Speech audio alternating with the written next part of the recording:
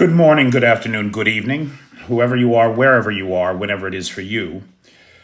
For me, it's just past midnight on Wednesday, August the 28th. That makes this the news for Tuesday, August 27th, 2024, day 917 of Vladimir Putin's war of aggression against the people of Ukraine. I see the peeps are coming in. Hey, PT. Hey, Cool. Hey, PH. Pug Mahone, how you doing?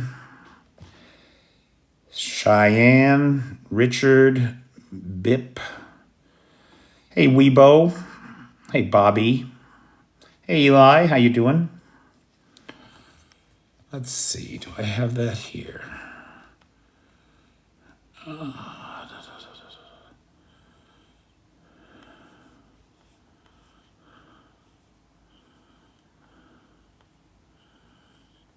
Okay.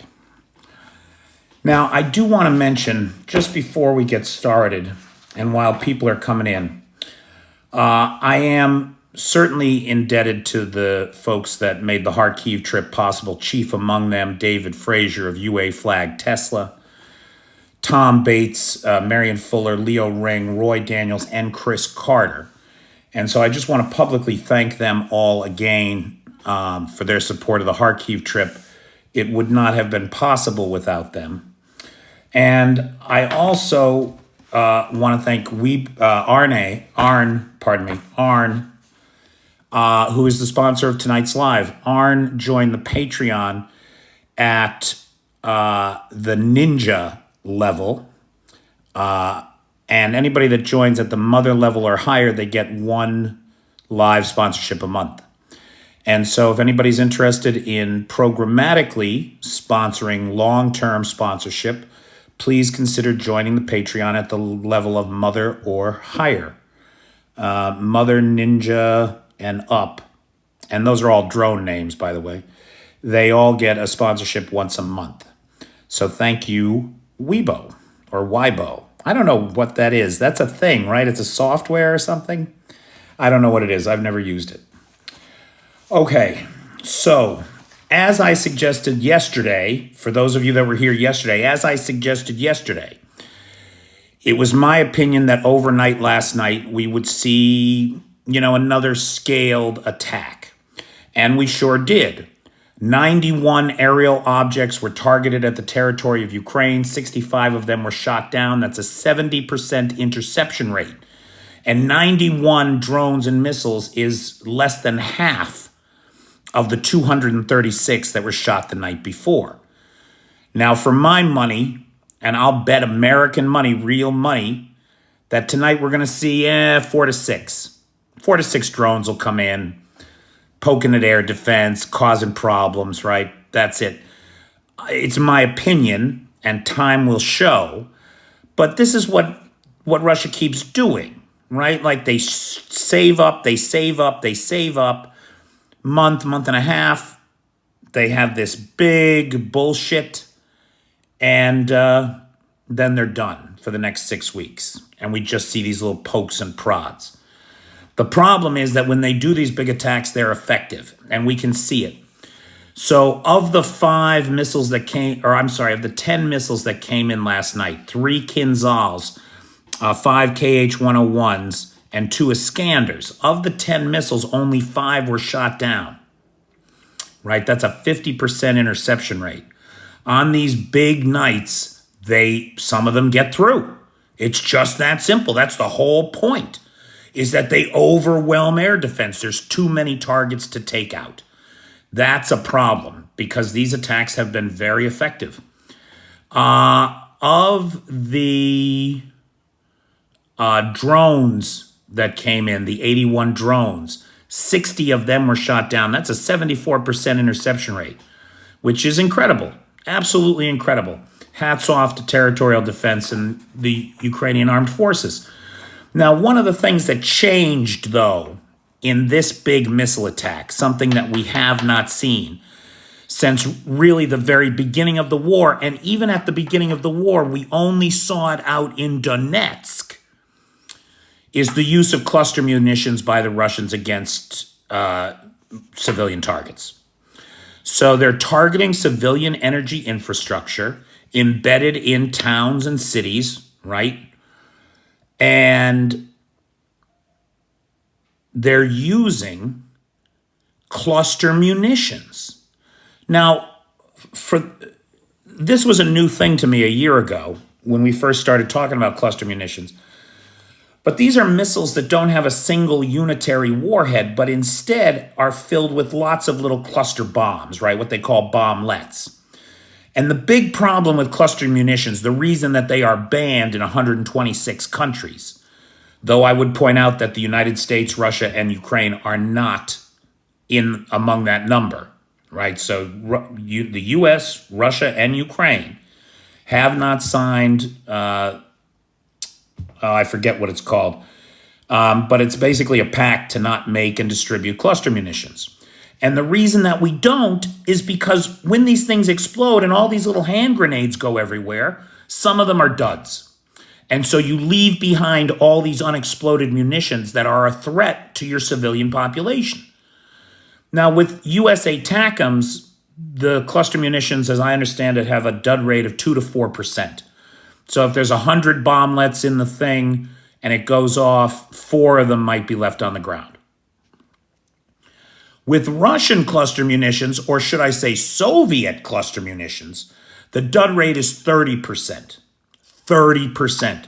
So if there's 100 bomblets in the missile, 30 of them are left unexploded on the ground. This is what they used to target the power infrastructure in Ukraine. Now, what does that mean? It means that there's a whole bunch of unexploded ordnance all around these sites. You can't send workers in there. You got to send deminers in there first to clean that shit up so that everybody's safe going in there to do the work to repair it. That adds complexity. It adds expense. It adds time. That's why I'm sitting here in the dark. In case you're wondering why the lighting is what it is, it's because there's no power. And the power has been intermittent since Monday's big attack. So we're back to that again. Again, big thanks to Dutch Cossack and the Patreon team that got me the power banks and keep me running during this time. And Tony Takiri for his ring light right there, which is coming in very handy right now, Tone. In Kursk, of course, remains the big story. Thank you, Maddie Wright. Today, the AFU controls about 1,300 square kilometers of Russia. We know that they blew the 3 bridges over the same river, trapping about 2,700, we think, Russians south of the same. Since they blew the bridges, they have blown 5 more pontoon bridges and the engineering equipment used to set most of them up. So I don't think we're going to see any more attempts to bridge that same river because the Ukrainians just keep blowing it up. So now they're starving out the troops that are in that region, and we'll see how long it takes for them to start to surrender. Because that inevitably is what we expect to happen. They should be able to take that 750 square kilometers with very little fighting if they just starve them out and take the time. Their resupply routes are totally cut off. So that's essentially 2,700 POWs that are just waiting to be picked up. If you're among those 2,700, may I suggest you get along with it and surrender now so that we can move on with this war. Ukraine is in control of 100 plus villages in Kursk, and over the weekend picked up 519 POWs to replenish the exchange fund. We saw the first 115 Ukrainians benefit from that fund and come home this past weekend just in time for Independence Day. For its part, Russia has now deployed an estimated 30,000 troops to the Kursk region to deal with the incursion. The effectiveness of those 30,000 troops is yet to be demonstrated. The Ukrainians continue to take ground and appear to be ready to take, as we said, 750 square kilometers or so south of the River Seine. Meanwhile, the Ukrainians, for their part, may have expanded the invasion of Russia into Belgorod today. Now, look, I want to stress that everything I am about to say is all seen through the fog of war. Right? So here, for example, Paulie P says, what about the 300,000 Russian troops coming to the Ukrainian border? I don't know what you're talking about, pal. The Russians don't have another 300,000 troops to spare. Where the fuck are these guys coming from? F and hell, thank you. It's Ukraine now, not Kursk. They like it better. Nice. So I want to stress that what I'm about to suggest is all seen through the fog of war and mostly comes from Telegram channels. But this may be what is happening. It is being reported that there are pitched battles happening at 2 border crossing points in Belgorod. Now, this makes sense. It's in line with that geography. If I wanted to straighten out the border and have Ukraine on 3 sides of Russia to start, this is where we would do it, in the Shebkino direction. Remember where all the Russian Freedom Legion troops did their incursions? So I'm sure they got a lot of intelligence, right? Now, these could be reconnaissance in force or probing attacks. It may not be the beginning of the next phase of this invasion. We don't know. The reports from the battlefield are varying widely. In some reports, you have reports of 60 troops with 8 armored vehicles. In other reports, you have 200 troops at 1 crossing point and 300 Ukrainians storming at another crossing point, with many more than 8 armored vehicles. So the information that's coming out of Belgorod is unclear and unverifiable at this time. We'll watch this to see. By tomorrow, we should know if this was just a cross-border raid, an incursion, right, a probing attack, a reconnaissance in force kind of attack, or if this is the beginning of the next phase of the invasion of Russia. Because one would expect right there that the Ukrainians would carve out a piece of Russia for themselves from Belgorod. Just imagine the panic that that's going to cause inside of Russia. Now it's not just the Ukrainians invading Kursk. Now they're invading Belgorod, and we're having to escape from there. The Ukrainians have introduced, this is one of the things, man, blows my mind. The ingenuity of the necessity is the mother of invention.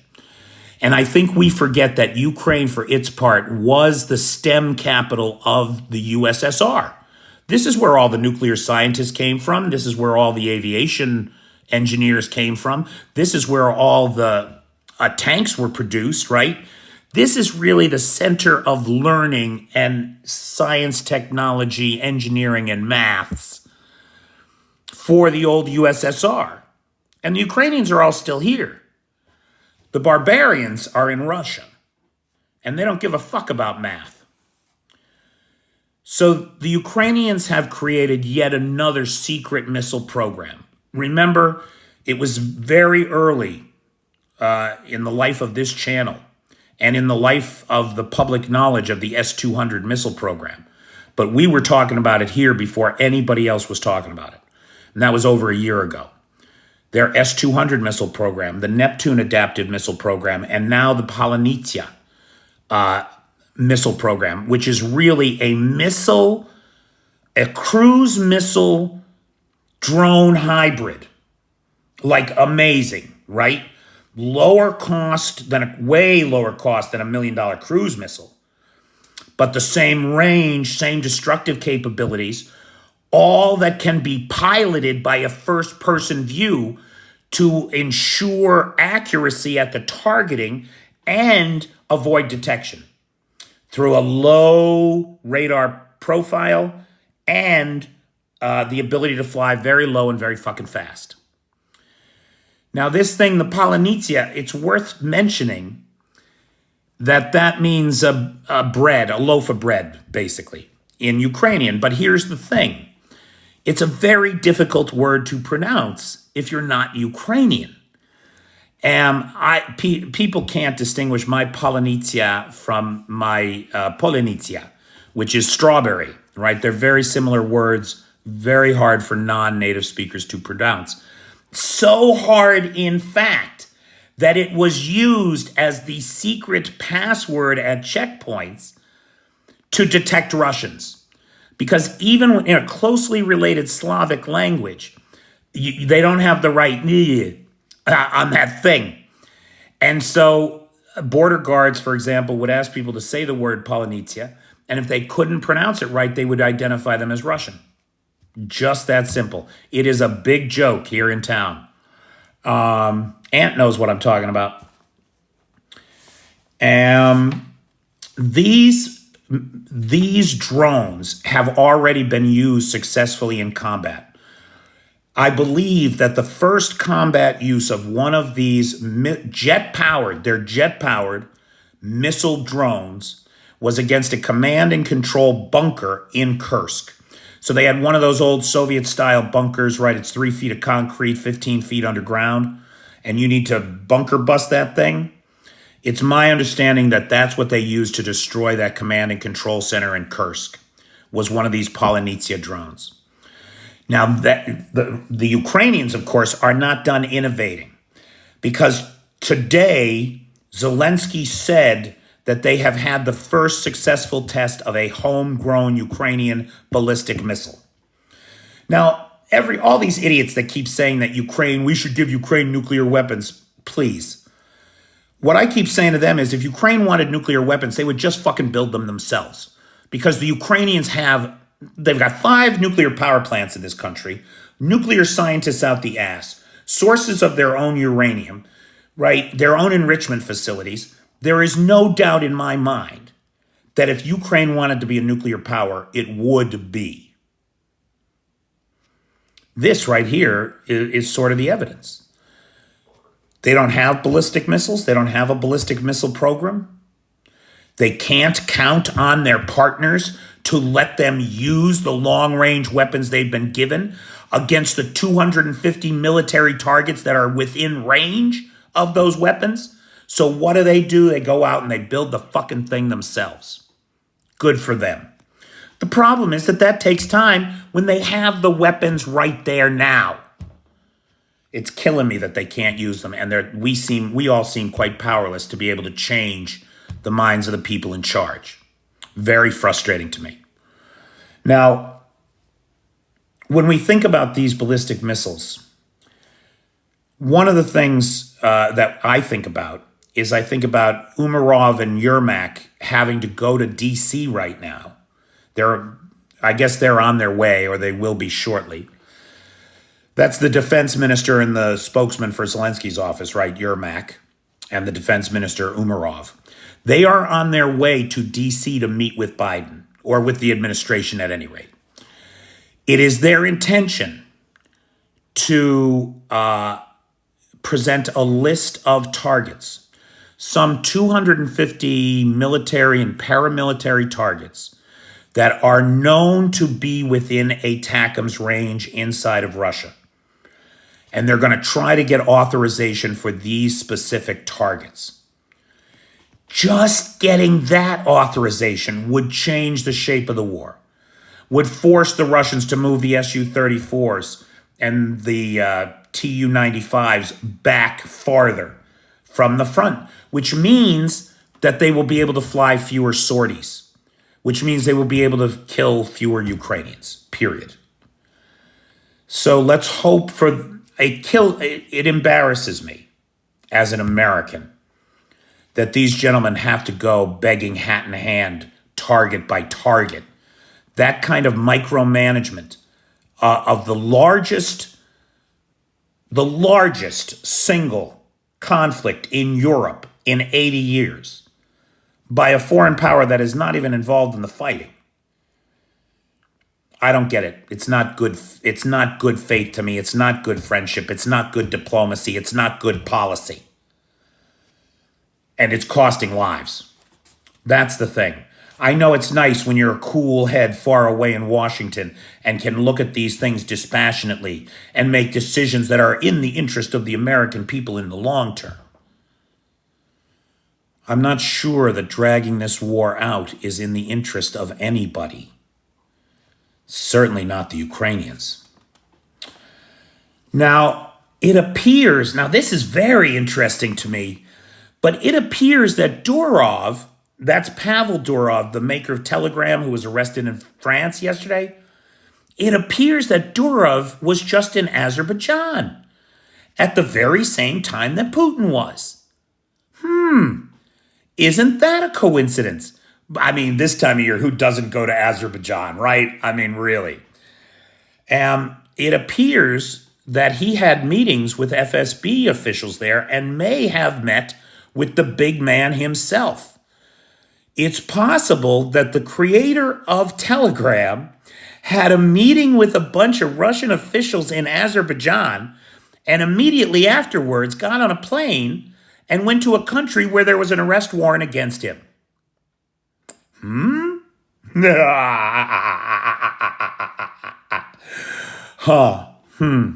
Sounds to me like our buddy Pavel knows what side of his bread is buttered on and which side is likely to get him tossed out a window. So I hope he's in Paris spilling his guts right now and that it is an intelligence nightmare for the Russians. The Russians, for their part, are fucking shitting themselves over Durov. He's not even a Russian citizen. And every night on TV, Solyov is talking about how, freedom of speech and is dead in the West and we got to get this guy back and all this shit. I'd like to know what's going on there exactly and what it is the French are hoping to get out of him. Because he's got something to give. I was very happy to see and impressed by the installation itself that Ukraine was at Burning Man. So the country of Ukraine officially had an art installation at Burning Man. It was this massive "I'm fine," which is perfect, made out of the detritus of the war. Street signs, town signs, all bullet hole ridden, shrapnel ridden, etc.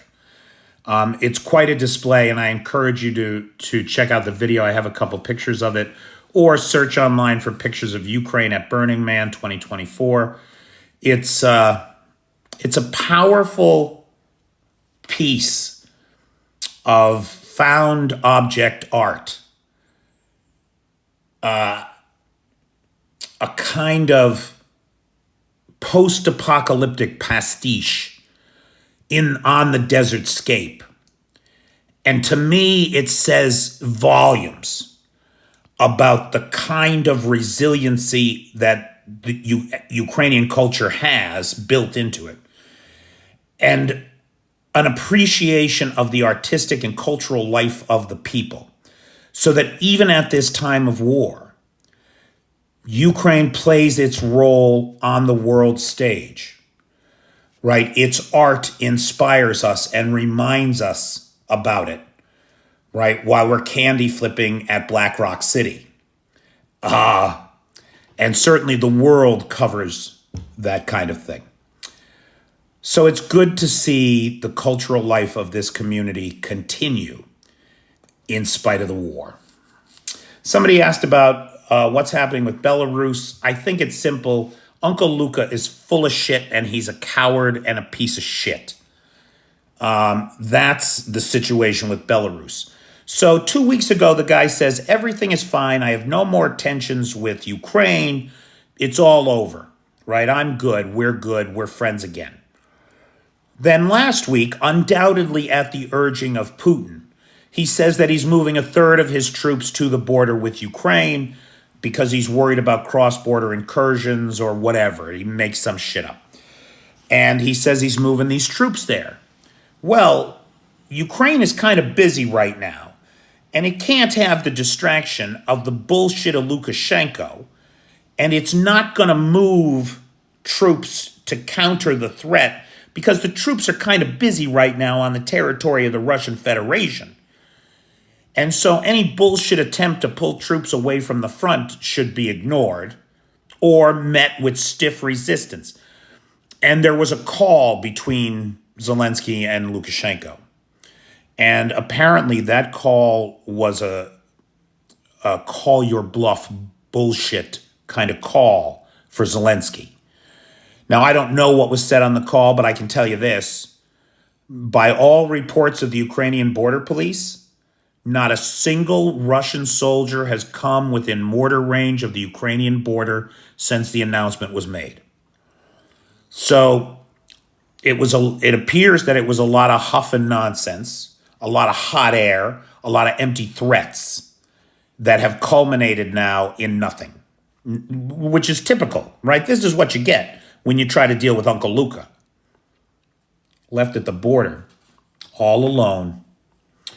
Zelensky has asked Poland for their MiGs. So the Polish Air Force has a bunch of MiGs, jet fighters, Soviet jet fighters. The Ukrainians already know how to fly MiGs. It's not like they have to learn with the F-16s or with Gripens or whatever. They know how to fly MiGs, and they have a supply chain because they fly a bunch of MiGs. But of course, they've lost a bunch of MiGs in this war. So hoping against hope, Zelensky has asked Poland, since Poland has just ordered a bunch of F-35s, could it have the old MiGs? And anything that's not destroyed in the war will return home to you after it's done. So he's going to Poland for a lend-lease kind of situation. Jens Stoltenberg has announced that he is calling a meeting of the Ukrainian NATO Council tomorrow at the request of President Zelensky. Now, this is a big deal. We are at a critical inflection point in this war. The war itself is a critical inflection point in Eurasian history. Make no mistake. The outcome of this war will affect 3 generations and the lives of 100 billion people. That's not a joke. That's not an exaggeration. Those are the stakes. Minimally. And I think Zelensky's had enough. He's had enough of the micromanagement. He's had enough of the delays in supplies, the empty promises. It's a problem, all while Ukrainians continue to sacrifice themselves on the front line. Remember, wars are not measured in inches or miles on a map. They are not just measured in hours, days, and weeks. They are measured in the blood and lives of the patriots that fight them. And Ukraine is making a lot of sacrifices in that regard. That's why it's killing me that Umarov and Yermak have to go to D.C. and have these discussions with the Biden administration about, oh, can we please hit this airfield? Can we please hit this air base? Can we please hit this force concentration of troops at the base? Motherfucker, it's a war. You don't have to. This is why Putin is losing. Because he's got this mindset of central top-down control. Look at what's happened in Kursk. There's been no response because everybody down below knows that initiative will be punished. So they look up. Oh, dear leader, please tell us what to do. By the time that guy figures it out and issues orders, the battlefield will change completely. By the time the genius gremlins in the Kremlin get their shit together and get a plan laid out, Ukraine's already going to be in Belarus too, or in Belgorod too. And they're going to have a completely different frontline situation on their hands than what they just made a plan for. This top-down thinking is insane. You got to empower the people in the trenches. That's how you win. The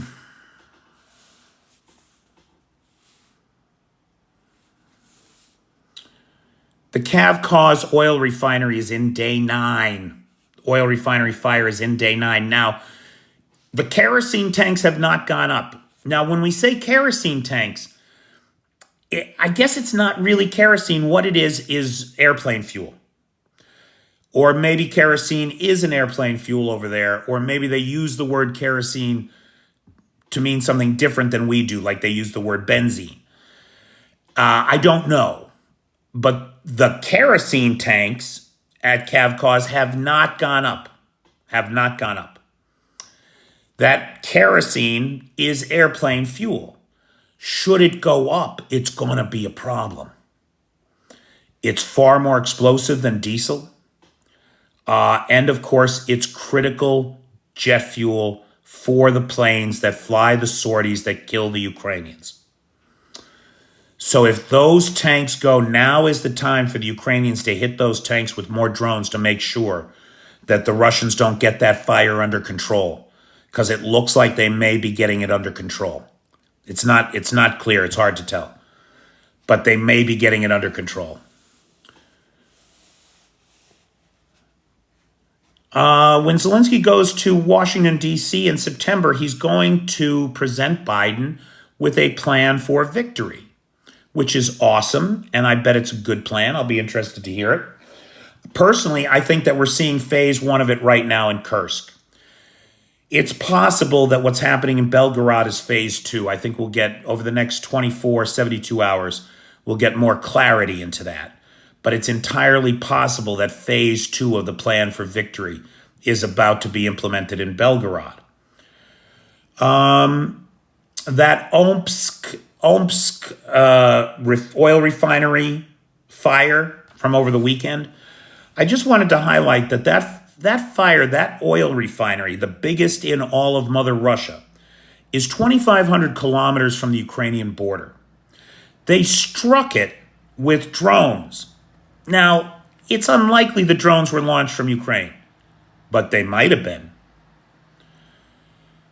If true, they went, I'm sorry, did I say 250? 2,500 kilometers. It's 2,500 kilometers from there. Now, that single facility produces 6% of all of Russia's refined oil products. One of the cracking towers is now out. That means that the plant is at 50% capacity. Right there, that single hit takes 3% of Russia's oil refining capacity offline. So given that when the drones went in, it was estimated that oil refining capacity in Russia was down somewhere between 9 and 12%, we can assume that it is now down between 12 and 15% from its normal highs. 7 EU nations have, as part of a Security Council briefing, have warned that Norway gas infrastructure is under threat from Russian attack. So the Russians continue to pretend they haven't been at war with the West for the last, in a hybrid war with the West for the last 30 fucking years. Meanwhile, they are planning sabotage against Norwegian gas facilities, which of course have stepped in to supply liquefied natural gas and pipeline gas to Europe in the wake of the Nord Stream 2 disaster, and Russia cutting off gas to Europe when it threw its little temper tantrum at the beginning of the war and didn't get its way and thought it could blackmail Europe with energy. These fucking people. An FSB colonel who is also head of the counterterrorism department, Colonel Ehrman, mysteriously choked on some meat at dinner last night. So apparently we're not throwing people out of windows anymore or serving them radioactive tea. We're now telling people that they choked at dinner and slipping them an old Colombian necktie, would be my guess. Unbelievable, these fucking people. It really is astonishing to me. Okay. So, ladies and gentlemen, and other non-binary folks, once again, big thank you to the sponsor of tonight's live, Weibo. Again, my personal gratitude to David Frazier, Tom Bates, Marion Fuller, Leo Ring, Roy Daniels, and Chris Carter, who made the Kharkiv trip possible. Thank you all so much. Big thanks to the moderator team, best moderator team on the Tickety Talk, Vanetta, Cheyenne, PT, Jay, and Travis. Big thanks to Nightshade, who has the Peter's Peeps public group on the Book of Faces, where these lives are reposted.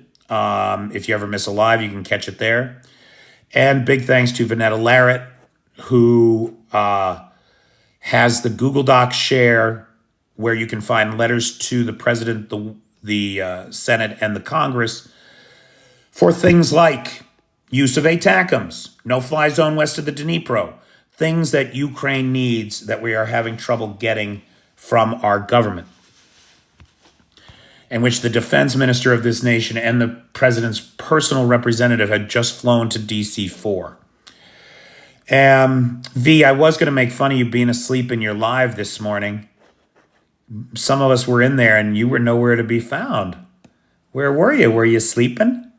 Were you sleeping during your live? It was kind of funny.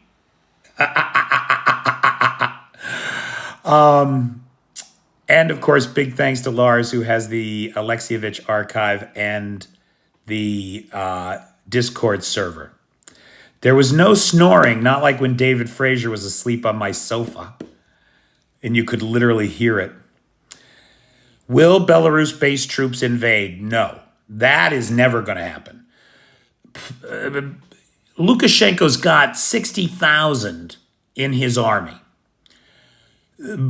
But that's not really true, right? Like 20,000 of them are like mandatory kids who are doing 1 year conscription service, something like that. 15,000 of them are like military police who are used only for like putting down civilian uprisings, civilian protests. There's no way Lukashenko can invade. That's not a thing. It's possible he could use his troops to try to draw Ukrainian troops to the border in case there was a problem.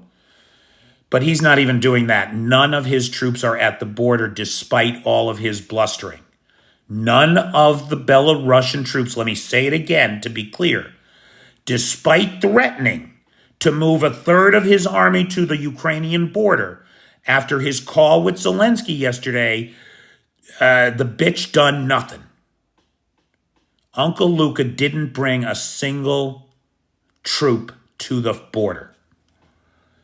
Luka wouldn't survive an invasion. That's right, PT. He needs those guys in there to prop him up. There's no morale among the Belarusians. Defection is also the thing he's super afraid of. Yeah, because there's a Belarusian government in exile. The army could just say that we support the Belarusian government in exile and bring them home and lock this bastard and his lying, cheating, criminal family up. Which sure would be nice to see, a kind of, velvet revolution again. We haven't had one of those in a while. Okay. So other questions, comments, points of observation, or personal need. If another country gets involved in Putin's war, NATO will get boots on the ground. If we just give the Ukrainians what they need, they'll handle it.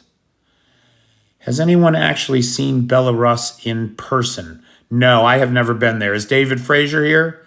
His ex-wife was Belarusian. He spent a lot of time in Minsk.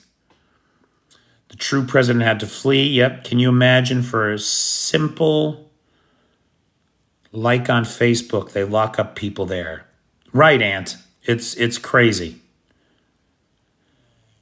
Did you see this? I looked this up. What did you look up, Magical? JP4 and JP5 are jet fuels. JP4 is 65%.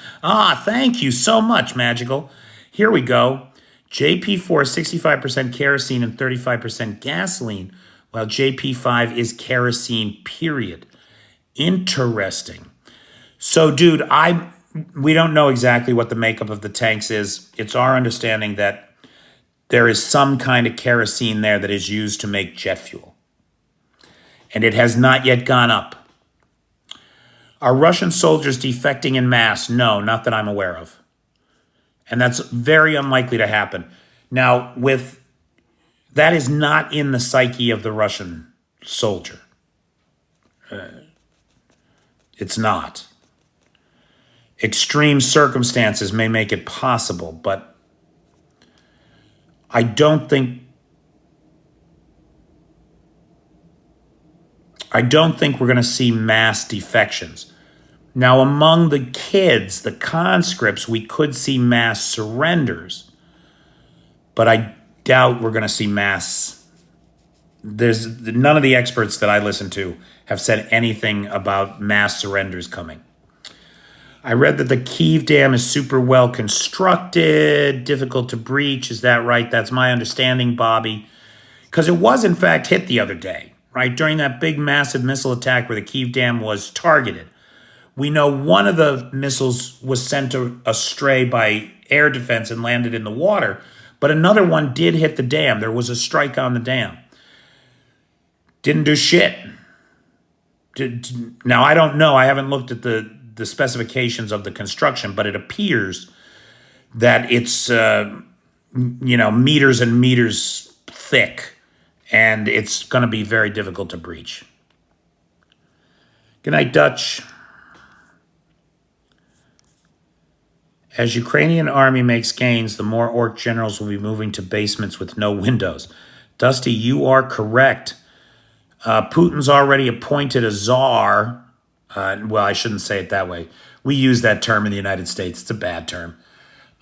He's appointed a chief investigator to figure out who should hang for Kursk, because he's going to hang people for that. He's not taking the blame. If the sirens go off, no, I'm not going to end the live.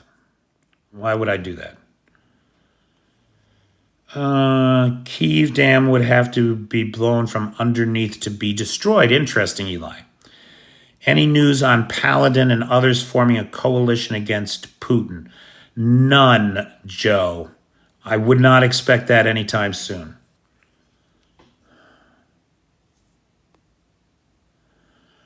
Are there any reserves for Prokofsk? That's a great question, Esteban. I don't have an answer for that question.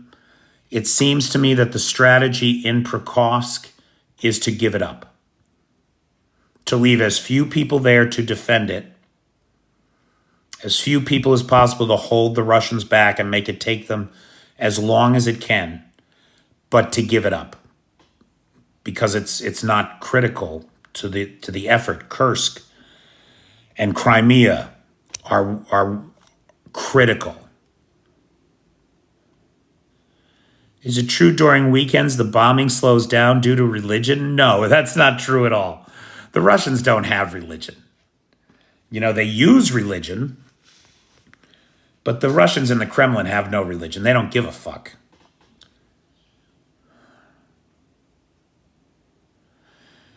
Dark Irish, there is a pamphlet campaign. They're dropping leaflets all the time on the Russians. How to live, the How to Live telephone number, the How to Live or I Want to Live website, the I Want to Live telephone number. Your commanders have lied to you. You will not be summarily executed. You will be treated humanely under the code of the Geneva Convention. 3 meals a day, warm, safe bed, medical attention. Right, they're doing that.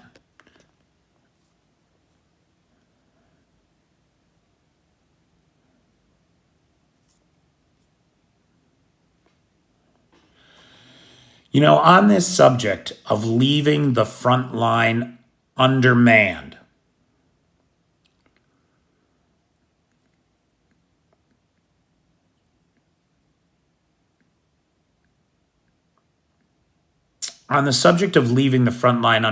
I want to look back for a second on the conversation that I had with a member of the International Legion when I was in Kharkiv. Now, this was a guy who was heavily involved in the fighting around Chasiv Yar. And I remember when this happened. I remember the reports that they were pulling a group of experienced legionnaires out of Chasiv Yar and down to Donetsk. And they were bringing in green kind of guys that had been down in Donetsk and were getting decimated. They were bringing them up to hold Chasiv Yar. It was maybe 8 months ago or so. According to him, he was angry by that move and his faith in command was undermined because he felt like they were doing good work up there, and now he's down here and the odds are hopeless. It's during the period when the Republicans were holding up funding for Ukraine, so there wasn't enough ammunition. It was during a period where everybody that could be sent out of the country for training, NATO training, was sent out of the country for NATO training. And as few people as possible were left on the front line. Outgunned, outmanned, outnumbered 10 to 1 sometimes. They were asked to do the impossible every day. And for months and months and months, they did it. And it was a grinding nightmare of attritional loss. And he was not feeling good about his place in the world. Then Kursk happened. And all of a sudden, all those months of sacrifice made sense to him. I'm not going to say he was happy about it, but he was satisfied by the cold calculus that the generals had done when they said, we can leave as few men on the front as this, and they'll fucking hold the front. They'll give up some ground, right? But they'll make it cost the Russians, right? They will attrit the Russians. They will make them pay for every meter. But of course, the Russians are making you pay for every meter too. But in the Kursk initiative, the sacrifices that he made and his friends made suddenly made sense to him.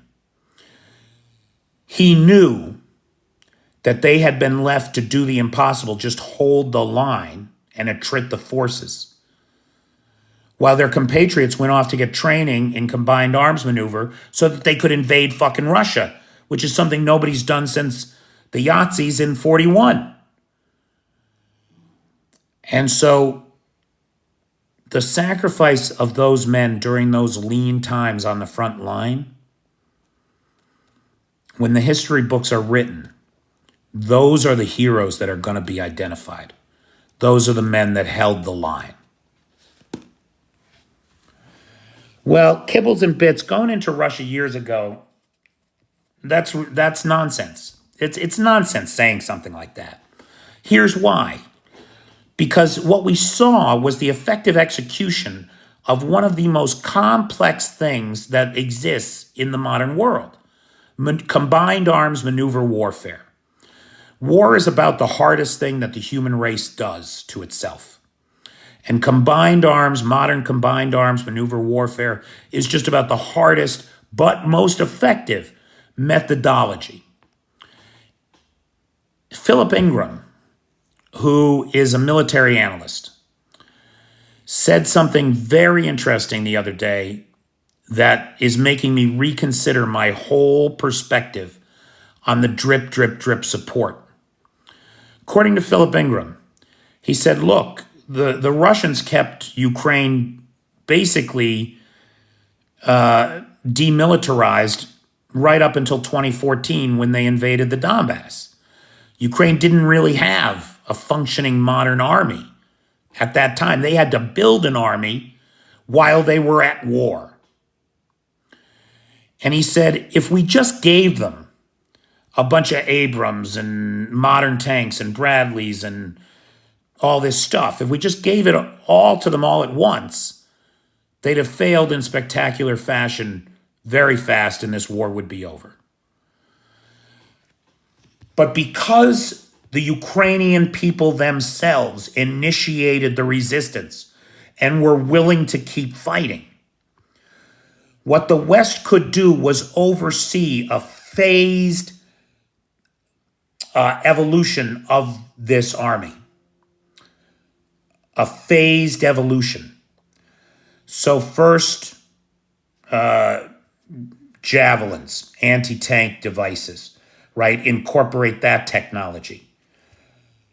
You work on your own technology too, your missile programs, your S-200s, your Polianitsya, right? You do your thing. Now we're going to get you some Abrams and some Challengers and some Bradleys. Now we're right, and you have to work those into the fabric of the team for people to have any competency with them. And it is Philip Ingram's perspective that this was the only way to do this. Keep them fighting in the trenches the way that they know how, while everybody else gets trained and can become an effective modern fighting force. And he may well be right. And the guys in Kyiv may have done that cold-hearted calculus of saying, well, it's going to take us 18 months to train F-16 pilots. It's going to take us 8 months to train Abrams drivers and teams. It's going to take us. So let's find those people. Let's plug the front line. And let's evolve this new modern military corps. And let's put the time and training into it that it needs to be successful. And it's possible that that's what so much of the delay has been. I don't know. We may never know. But I am hopeful that that is the case.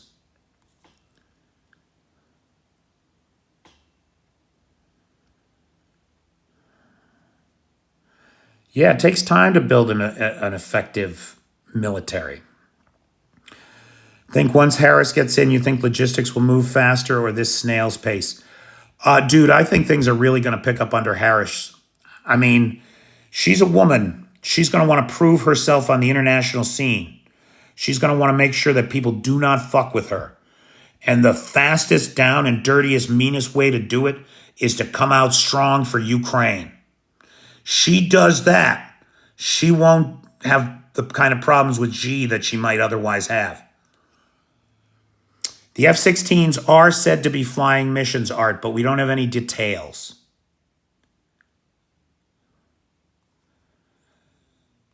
No, I don't feel beaten up at all, Maddie. It's funny.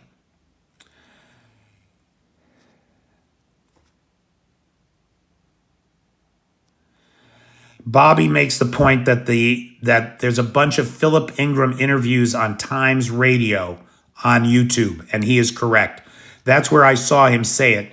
It was actually in the combined interview with Cormac Smith on Silicon Curtain, to be precise. So if you look at this Jonathan, what's his name's page, Silicon Curtain, and you look for the Cormac and Philip interview, that's the one where he says it, and he makes a very compelling argument.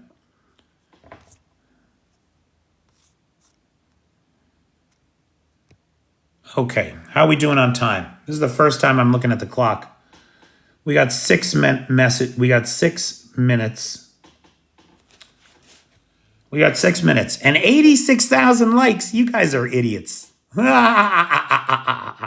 thank you so much. Guys, shit like that just makes me very grateful. Thank you. Because it does affect the algorithm. It helps get people in here. Tonight, we were probably averaging about 243 people for most of the hour. It's a good group. Thank you, Chris.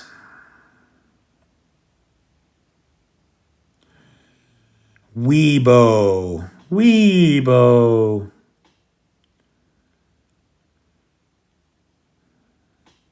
Any more drones toward Moscow? No, Jake. We don't. Well, I don't. Not that I know of. Peter, you should sell merchandise. I do not have time for it. I mean, what I do may not look like much to some people, but believe me, there's a lot of work in it. And I do not have time to hawk t-shirts too. What's the update with Ukraine and Russia? Ukraine continues to advance.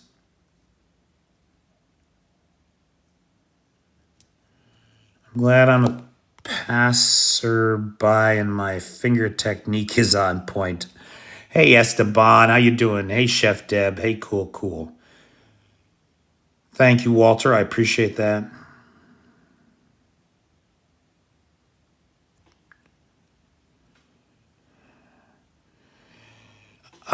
Fitz, I'm not sure.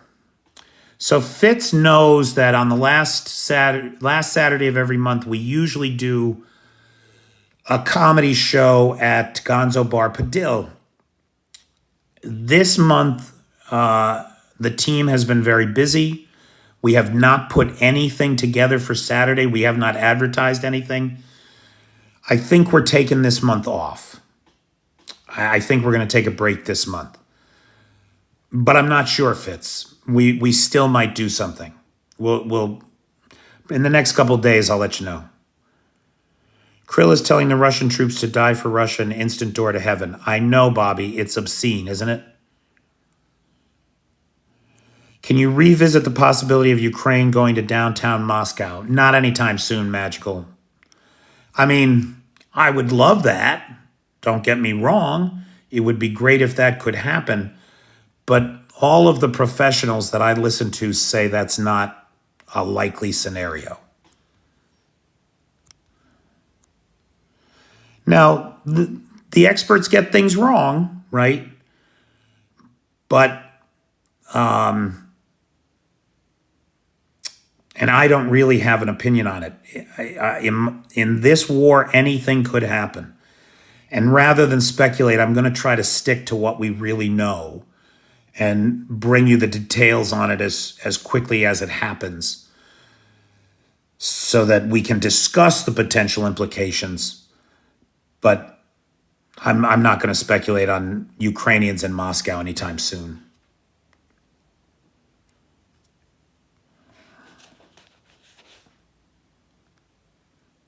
Okay, we got 2 minutes.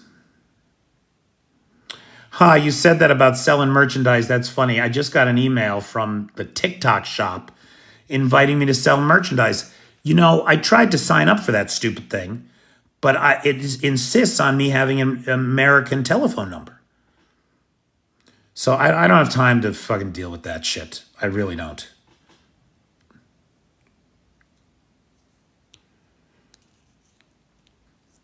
You know, if somebody had an established Etsy shop maybe, or knew how to do that kind of thing, or had and wanted to partner up or something, get in touch with me, but I don't have the time to run a shop.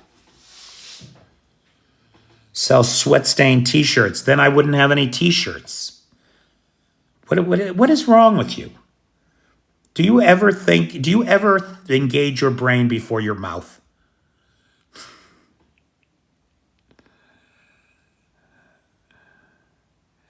Have you seen the staff at Kursk nuclear power plant kissing religious icons? Oh, give me a break.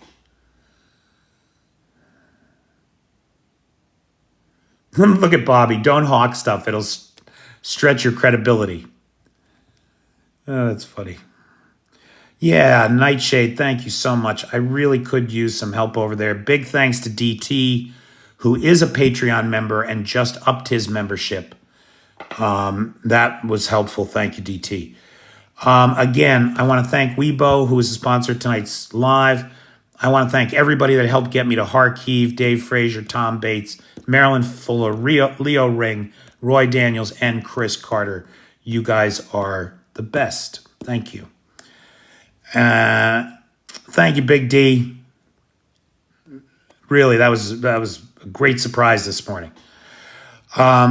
So, guys, if you can join the Patreon, please, I could sure use some help. Bobby, you are a ninja already, pal. What do you need it for? All right, it's 1 o'clock in the morning. Big thanks to the moderator team, Nightshade, Lars, and Vanetta. And, I think Vanetta's actually on vacation this week. She's not even here, is she? Anyway, so big thanks to all you guys. And thanks for being there for me. Hey, Magical got himself a TikTok subscription. That's another great way to go. I really appreciate that, Magical. Thank you. Although I don't do much on there. I should do more like subscriber-only videos or something. But I don't know what to do. If any subscribers have suggestions, let me know. All right, guys. Thanks for being there for me. Because you're there for me, I can be here for you. Take care.